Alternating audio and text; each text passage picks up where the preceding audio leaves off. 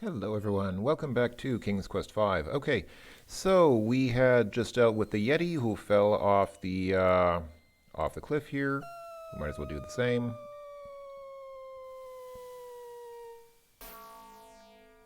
Well, that was a long way down. Yeah, that last step really was a doozy that time.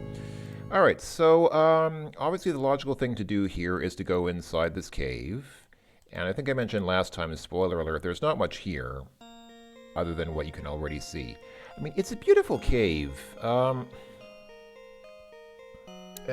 you can see these are waterfalls here. So crystals flashing and sparkling and reflecting on the numerous waterfalls cause Grim to gaze in awe at the dazzling spectacle before him. It's a nice scene. I like this picture. It's a beautiful scene in the game. And the waterfall animation is surprisingly well done considering it's just a few pixels. I mean, if you look at it, it's really just a few pixels of water, but I guess it gets the job done. When I think of waterfalls in these kinds of games, for some reason, I always think of the one from Genetics in Space Quest V. Probably just because that waterfall achieves so much with just color cycling. I mean, this is also basically just color cycling. You can see it's not really animating the waterfall, it's really just a few pixels that are kind of sliding to create the illusion of motion, but it's pretty well done. This scene sort of sticks out in my mind as one of the most beautiful scenes of this game, I think, which is saying a lot because this game has a lot of beautiful scenes in it. But there's not really much to do here except for this one particularly brilliant crystal, which catches Graham's attention among all the others. Now, visually, I don't think it looks much different from the others, but what you're supposed to do is take it. Now, unfortunately, Graham's not strong enough to crack it with his hands or with his fist. As strong as he is, even Graham can't break the stubborn crystal with his bare hands. But this is easy enough to fix. We have a hammer.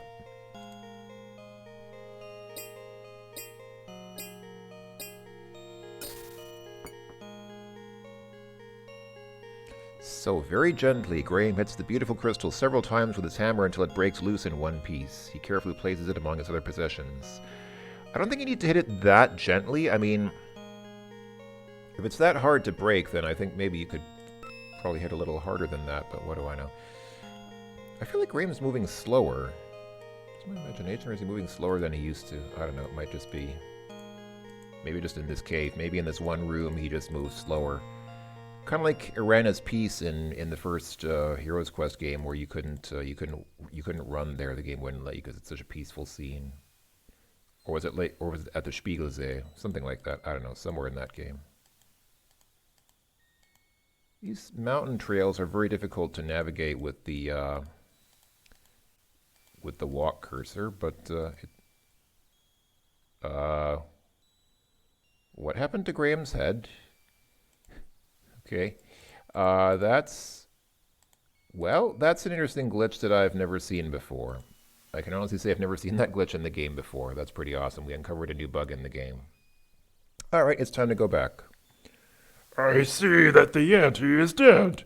Queen Isabella will be pleased. Come follow me.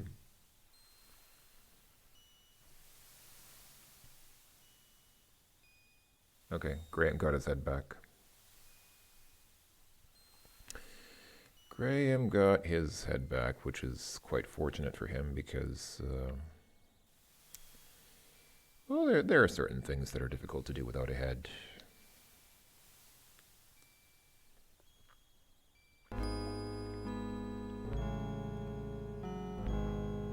Ah, good. You have returned in victory, I presume? Yes, Your Majesty. The Yeti is dead. He will no longer be a scourge upon your realm. Are my friend and I free to go now?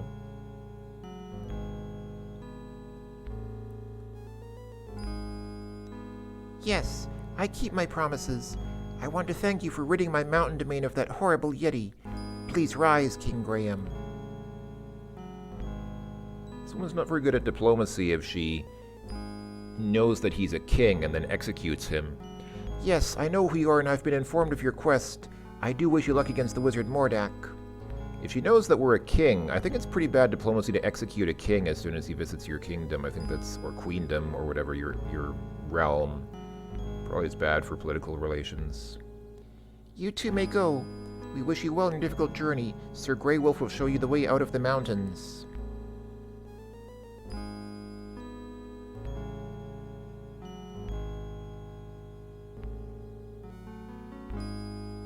Okay, let's go.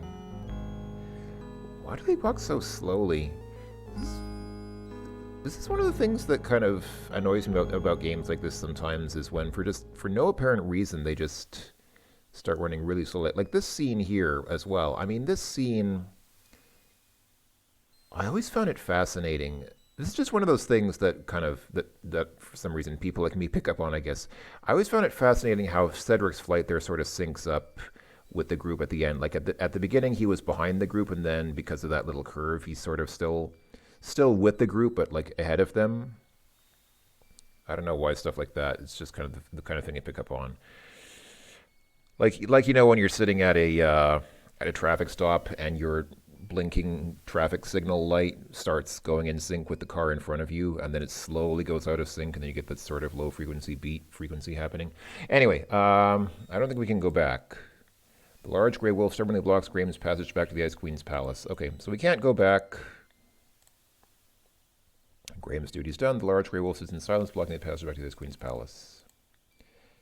Okay. Let's go, Graham. I'm cold and I want to get out of here. Yeah, I don't blame you, Cedric. I think now is a good time to skedaddle. I think we've got everything we need here. Okay, and here's another mountain path we have to navigate, but it's not that bad because we have a bird's eye view, so we can just kind of... Speaking of birds, notice a bird's shadow flying over there.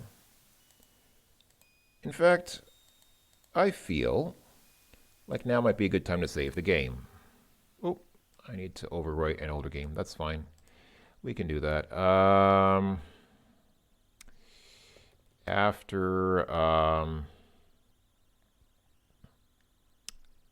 After, I guess, rescuing Cedric, let's say. All right, let's see. So we can't actually... Yeah, we'll have to walk up there. Graham automatically walks up there. Graham, look out! I like how Graham's eyes bug out. It looks like he's wearing goggles or something, but I think those are just his eyes popping out.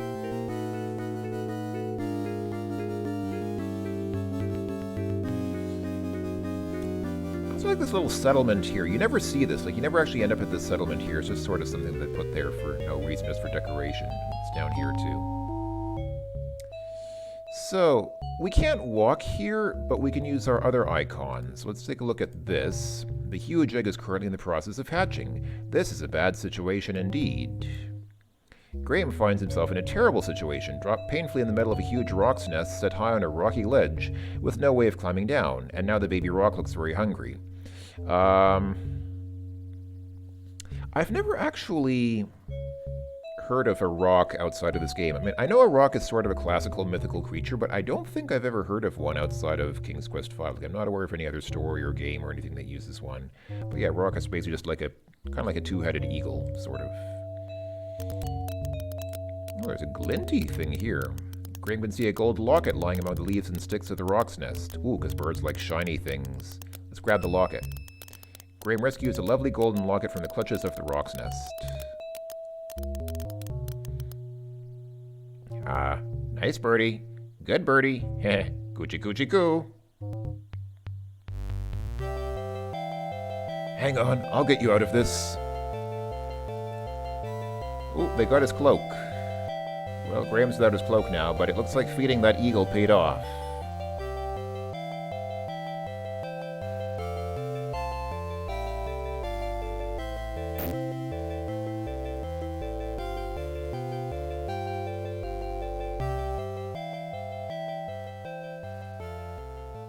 Graham, where have you been? I've been looking all over for you. You'd never believe it, Cedric. You'd never believe it. Alright, so... Actually, it occurs to me, I think one of the reasons why the game is running a little slower is because I have the cycles in DOSBox turned down. You need to turn down the cycles count in DOSBox before running this game, because otherwise it will crash on trying to detect your audio hardware, which is a common problem in many DOS games. Many DOS games which try to detect Sound Blaster sound will crash upon running in DOSBox if you have the cycles turned up too high, and then sometimes they forget to turn up the cycles after the game is run. So, what's this? So, Graham notices a rusty iron bar laying on the sand near the bottom of the winding path. Let's go ahead and pick it up. So, what is it? It's just a, okay, it's a heavy iron bar. I guess just a crowbar. This is the locket we got from the roc's nest. It's a lovely golden locket and delicate chain. Can we open it? Upon opening the locket, Graham sees a portrait of an older couple in regal attire. So as not to damage the picture, he quickly closes it again. All right. Yeah, I mean, basic tools to have along on a journey like this are, a hammer, a crowbar. Basically, most tools and most substances that you use for common tasks basically do one of two things. Either they combine things together or they separate things. So you have stuff like the rope, which is used to bind things together, and then you have something like a crowbar here, which is used to separate things. So yeah, let's see. So if we go down here, there's not much here. The beach ends here already. I think this whole beach is just 3 screens. So there's this screen, that screen where we started, and then there's another one above that.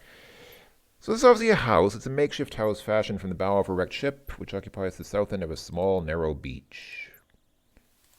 The game does not acknowledge the anchor or any other stuff here. All right.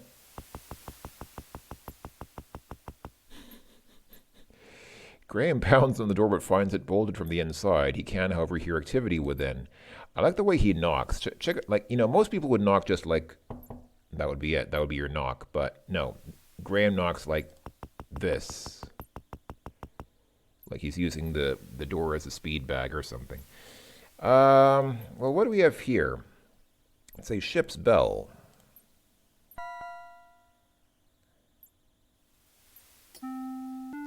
Who are you? What are you doing on my beach? I'm King Graham of Daventry, and I'm on a journey to find the wizard Mordak's island, but I seem to be stuck. I don't know where to go from here. Hey, what's that you say? Can't understand a thing you said. Gotta speak up, boy. Now get on out of here. So this gentleman is obviously a little hard of hearing, or more than a little hard of hearing, which I guess is popularly associated with age, but the whole notion of older people being hard of hearing is actually, it's a bit of a myth. People, of course, become hard of hearing if they are exposed to very loud sounds. And look, Graham, there's a boat here. Maybe we can use it. Seems like a reasonable idea. Ooh, Graham notices a small hole in the bottom of the old sailboat. All right. Yeah, at the time that this game came out when I was a kid, it was still common that older people would be very hard of hearing because a lot of them had been in World War II, so a lot of them were war veterans and had spent a lot of time around, firing, rifles and artillery guns and things like that. But people who are not exposed to loud sounds in their lives do not become hard of hearing when they get older. It's kind of a myth. Loud sounds make you deaf, but getting older doesn't necessarily.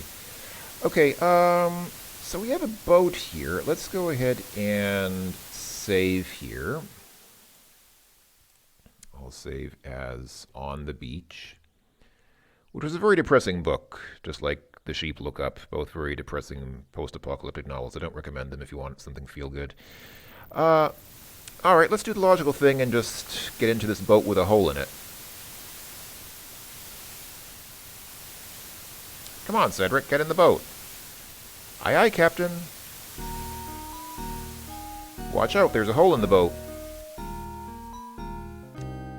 Down, down, down to the bottom of the sea. It's good of you to mention that there's a hole in the boat after the fact, Cedric. Maybe you could have mentioned that before getting in. Anyway, so what do we have that we could use to fix the boat? Well, again, basically there's stuff that you use to put stuff together, and then there's stuff that you use to divide things or separate things. What we want now is something gluey, something that will keep together, and that is the beeswax. Graham firmly wedges the softened piece of beeswax into the small hole in the boat's hull. Hopefully the wax will hold and make her seaworthy. So, okay. So that's all we need to do to... Oh man, this again. I remember, by the way, when I played this game as a kid, I think this was the one place where I always had copy protection. The other places I almost never had copy protection. So this game's been very, this game's been kind of mean to us because it's given us copy protection. I think this is already the third time. Yeah, I think this is already the third time that we're having this. And when I was a kid, I only ever had to do the copy protection here, and the rest of it was, yeah, I didn't. Okay, so I think the first one is an F. The second one looks like it's probably a Z or a Z. The third one is almost certainly a G, I would say, and the last one is probably, what is that? J.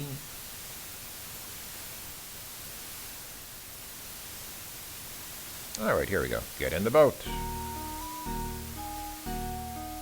I like how they use the walk icons for the boat. It would have been cool if they'd had like a special boat icon just for this part of the game, but they don't.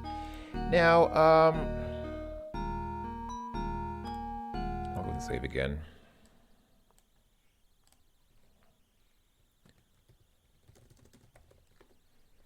Don't you ever forget. Now, this game has the typical problem that if you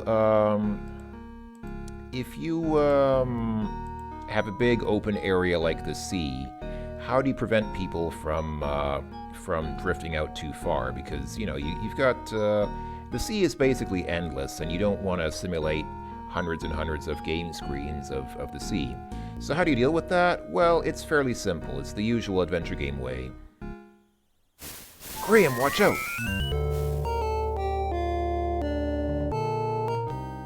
That was a nasty sea creature.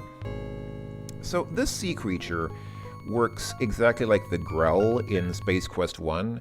It only shows up in certain screens. So basically it acts as a fence. It's basically the game's artificial way of keeping you locked into one area. If you look at a lot of places in, you know, games like this, you'll see that they often use sort of natural features to keep you boxed in. Like Serenia has that river on the south side so that you can't go too far south.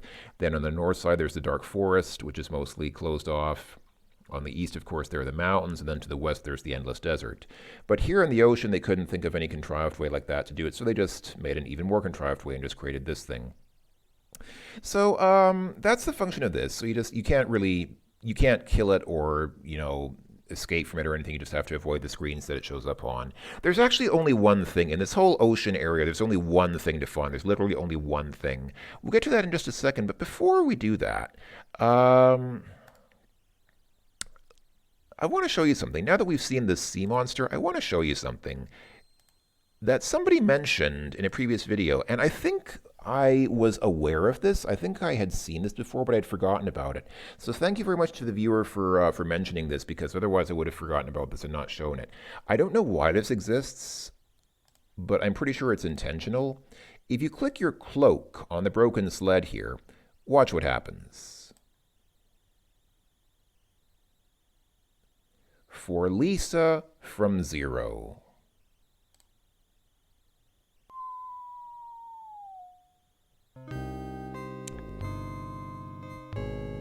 I don't know what that's all about, but the text suggests that it's a deliberate Easter egg for someone named Lisa, I guess. So there you go. So some kind of obscure, I don't know what the story behind that is, but there you go. Easter egg in the game. So, yeah, like I said, there's only one thing you need to find here in this whole ocean area. You just go down one screen, and that's it. Go down one, and then just keep going to the right, and you'll find it in a few screens.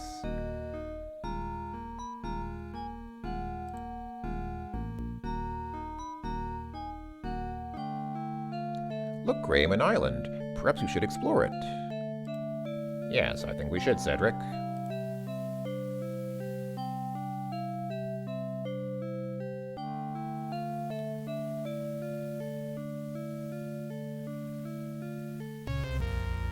Graham, I don't like the looks of this. Me neither. Oh no. Graham, help me.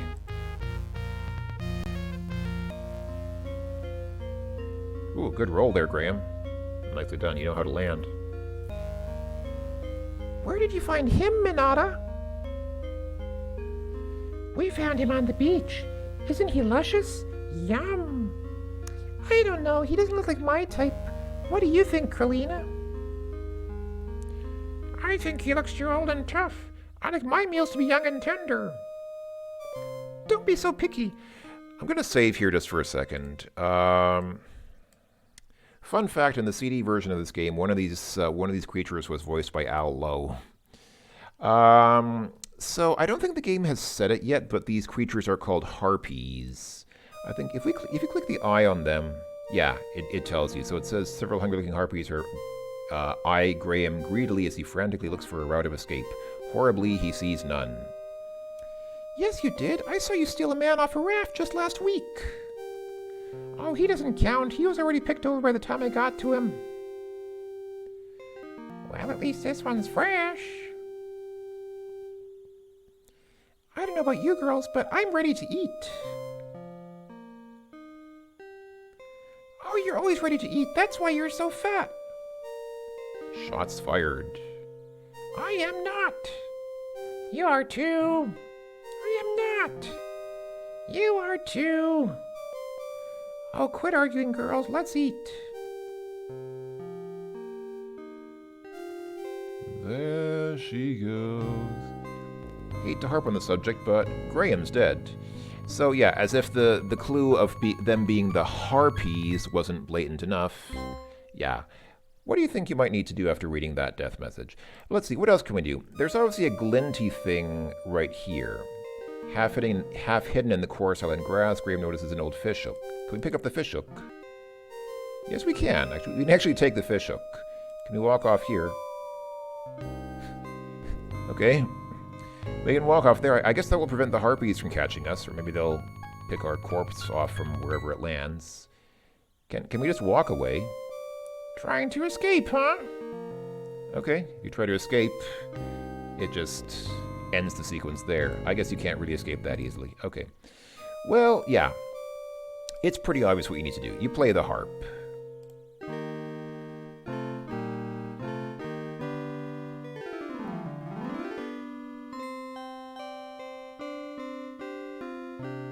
What's he doing? What's that thing? I don't know, but I want it. Hey, that's not fair. Let's get her, girls. Yeah, for the second time in the game, murderous creatures with every intent to kill and eat you just decided, hey, he played a harp. The harp is more interesting than food. I mean, we don't really need to eat. We just want to listen to him play the harp. I don't think it works that way in real life. I don't think that's actually half in the course on grass. Okay, right, the fishhook. We got the fishhook before. While keeping a sharp eye out for the harpies, Graham quickly bends down and rescues the fishhook from the ground. Let's get out of here. Oh dear. Poor Cedric, having been seriously wounded by the vicious harpies, he now lies moaning and in pain upon the sandy path. Moan. Moan. Graham, help me. Cedric, where do you hurt? Everywhere.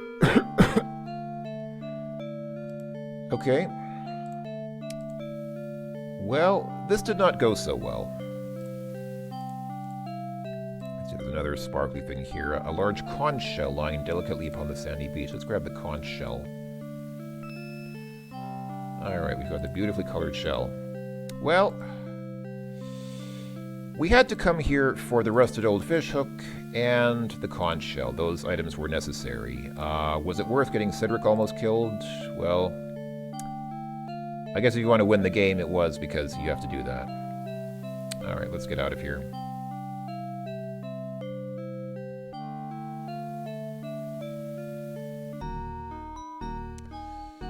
Alright, there's the interesting island to the north. Well, that was... If this were real life, I would say that was a place we should not have gone. But, you know, in the game, you have to go there. You can't avoid going there.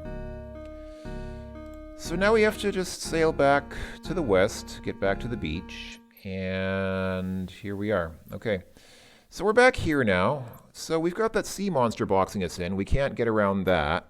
We can't go back to the Harpy Island. Well, I guess we can, but we have no need to. And, yeah, we've done pretty much all there is to see here. Maybe we can communicate with the old man inside here. I'm going to go ahead and save the game here. Back at Boathouse. I guess we'll just leave it for there. Actually, I'm just curious now. What happens if we do go back to the Harpy Island? What happens if you're insane enough to actually go back there? I'm assuming they just kill you for good this time. Gonna assume that the game doesn't give you a chance to escape because you couldn't really escape. You don't have the harp anymore. There's not really anything else you can use to escape the harpies. But I'm just curious, what happens if we try? Does it just kill you right away, or does it do anything else?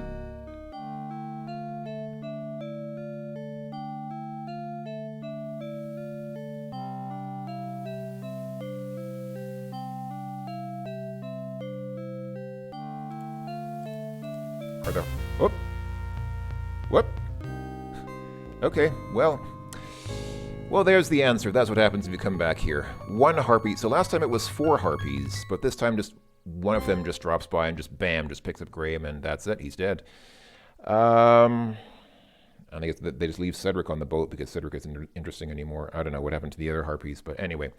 All right, well, there you go. I'll leave that for now. That'll be the video for this time. Next time we'll see what happens with the old man in the boathouse, because obviously he's important in some way. We just need to figure out a way to communicate with him, and we're getting kind of close-ish to the end of the game. After this, we'll be actually in the last area of the game. So yeah, it's not a very long game. I don't know how long it would take to play through if you don't know what you're doing. If you don't know the puzzle solutions and you just kind of play it for real, it might take longer to play. But I don't think it's a very long game in any case. Just doesn't. I seem to recall it being longer when I was a kid, but when you're a kid, everything seems longer. Anyway, all right, I'll be taking off for now. So thanks for watching, everyone. See you in the next video, and bye-bye. Cheers.